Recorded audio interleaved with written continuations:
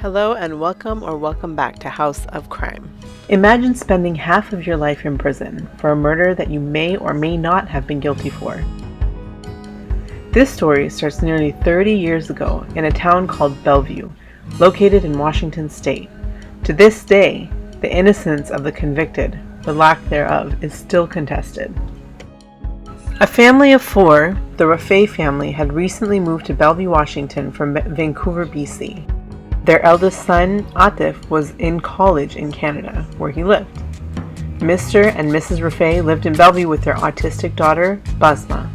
Mr. and Mrs. Rafay were a well-educated couple. Mr. Rafay, an engineer, and Miss Rafay, a nutritionist. They had a good life and provided well for their children. On July 12, 1994, Atif and his best friend, Sebastian Burns, decided to take a bus from Vancouver to visit Atif's parents. When they got to Bellevue, they went out to see a movie, they went clubbing that night before returning home, only to find the house was covered in blood, and Atif's parents were dead. His sister was located upstairs and she was in critical condition, barely hanging on. At 2 a.m. that night, they made a phone call to the police, stating there had been some sort of break-in. The young men waited outside until the police showed up. Upon arriving, the police found that Atif's father had been beaten in his sleep. He was hit so badly that his face was unrecognizable. His mother had a blow to her head. She was attacked while prostrating in prayer and was found near a prayer rug. During the investigation, police found some oddities, not only at the murder scene, but also in the behavior of Sebastian and Atif. There were boxes that were overturned in the house, drawers were opened, but nothing substantial was stolen. It was odd that somebody would break in and just take out a family of three and leave behind everything else. The family was well liked in their community and they had no known enemies. Although the boys had an alibi, they were very quickly put under police's radar because they could provide over-the-top details about where they were and what they were doing, but Atif was having a hard time remembering how he felt or reacted when he saw the bodies of his parents. Now, imagine being in his spot. Something so traumatic would likely be burned into your mind forever. If you were innocent, you would know exactly how you felt, what you were doing, what you saw, what your reaction was. Police also noted that Atif's careless attitude and odd ability to notice small things missing during such a traumatic event seemed out of place or not typical for somebody who just went through such trauma. For example, shortly after finding his parents, he pointed out that a VCR and his Walkman were missing. Now, those are not large items or something that would really stand out as missing unless you went looking for it. Given their behavior, the way they were acting, and the suspicions that the police had, they were interrogated for 3 days before they were finally released and allowed to leave, at which time they fled to Canada. Now, they were free to go. However, the way they did it was odd. On the day of the funeral, instead of being there with his family, for his parents and his sister's funeral, he was on a bus back to Canada with his friend. There were also recorded video clips of him laughing and dodging reporters and seemingly enjoying the attention he was getting from the media. Around that same time, their alibi, which included dinner, a movie, and going clubbing, was starting to fall apart. Police now had reasonable doubt to consider that the young men were suspects. The other thing was that the police noted was that everywhere they went, they were remembered by the people they were in contact with, almost as if they had tried to do things to make sure that they were remembered. So they went out of their way to make sure that their alibi really stood. For example, leaving an unusually large tip on a $10 meal, or using the wrong type of ID to try to get into a club. And then on top of all this, they were spotted the next day at a video store renting movies. Again, imagine yourself in his spot, where your family has been brutally taken out, and you're running around with your BFF renting movies the next night. That doesn't really seem typical behavior of somebody who had gone through such trauma. Now, the police didn't have any hard evidence. The only thing they had was a gut feeling. But obviously that's not enough to convict or charge somebody, so the investigation pushed on. They went through all the details and the crime scene as closely as they could, and what they found was downright chilling. First, There was no evidence of forced entry.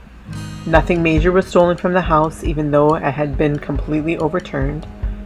Then, luminol, good old luminol, which is a substance that is used to detect blood and lights up when there is the presence of it, even if it's been cleaned or tried to been washed away. Well, the shower lit up. There was enormous amounts of blood in the shower, meaning the killer had used the shower to clean up. Now, could that have been the reason that the boys didn't have any traces of blood on them? So, about that point, Atif didn't have any blood on him. Again, imagine yourself in that kind of a situation where you find your entire family just gone. Your sister's barely hanging on. Wouldn't you go and check on them, shake them, touch them, see if they're okay? His sister was alive at that point. He didn't go inside her room. He stood outside listening to her, according to him. But it's odd that he didn't bother to even go in there and just stood back and waited. I mean, Atif admitted to hearing his sister moaning, but didn't bother to go in to check on her. I'm sure everybody reacts differently in traumatic situations, but this seems a little odd to me. So now jumping over to Canada, where Atif and his friend Sebastian were living free and doing whatever they felt like doing. Atif had, of course, inherited some of his parents' money and bought a convertible and rented a new apartment with his friends. And then, of all things, Atif and Sebastian began working on a screenplay about, get this, two best friends accused of murdering a family. The title? The Great Despisers. Now again, imagine you are in Atif's shoes and your family had been taken out in this manner.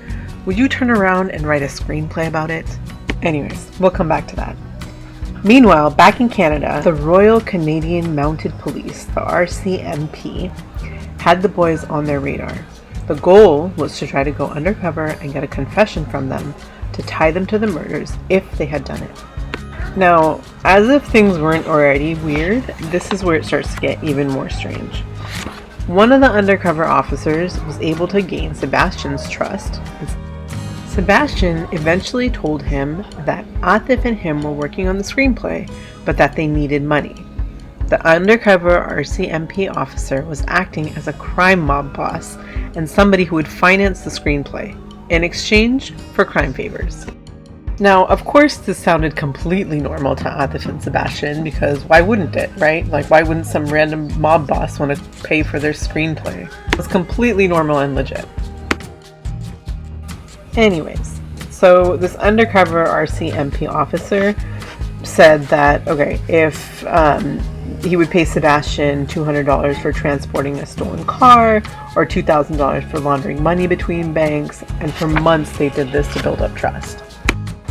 Finally, after a few months of this, the fake mob boss brought up the murders that had happened and are obviously a part of Sebastian and Atif's past.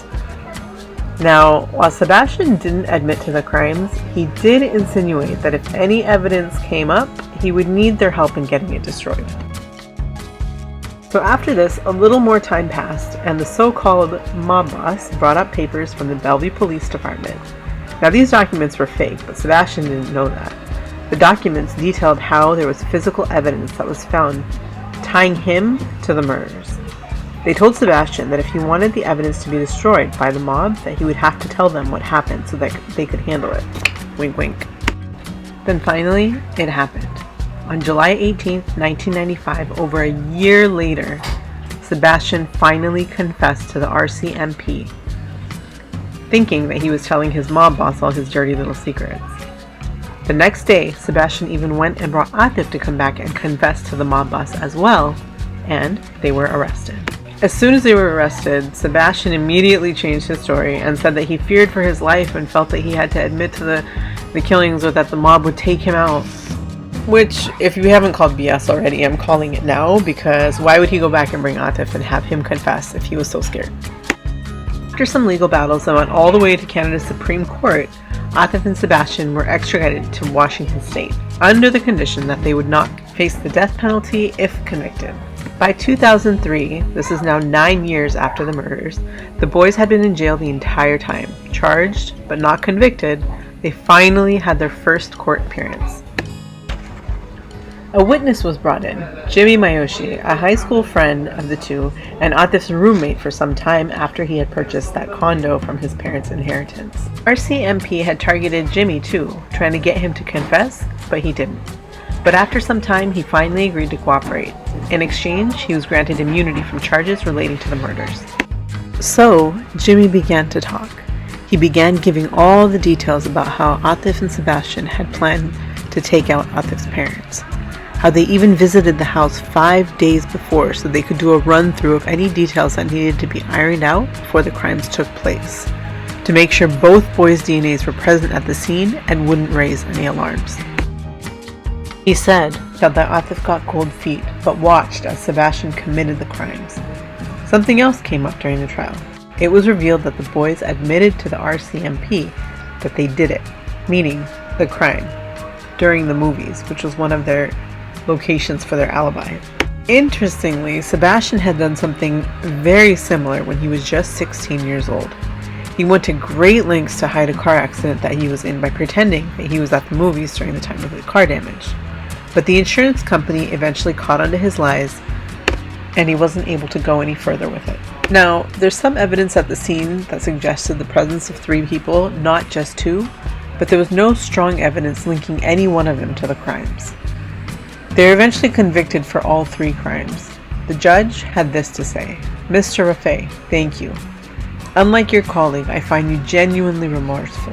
Mr. Rafay, the tragedy for you and ultimately your family was a meeting at probably a school cafeteria or school ground, I don't know where it occurred, with Mr. Burns." Judge Myrtle saved his harshest words for Sebastian. He said, "Mr. Burns, you're not immoral, you're amoral. You're an arrogant, convicted killer." Now, believe it or not, even though both men were convicted, this is still an ongoing case. Both men have appealed. Sebastian has exhausted all of his appeals and will remain in jail for the rest of his life. Atif currently awaits his last chance to appeal, and if it fails, he will also spend the rest of his life in prison.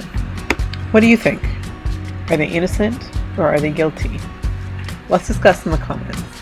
There's a whole movement of people who have actually backed both of them, saying that they're completely innocent.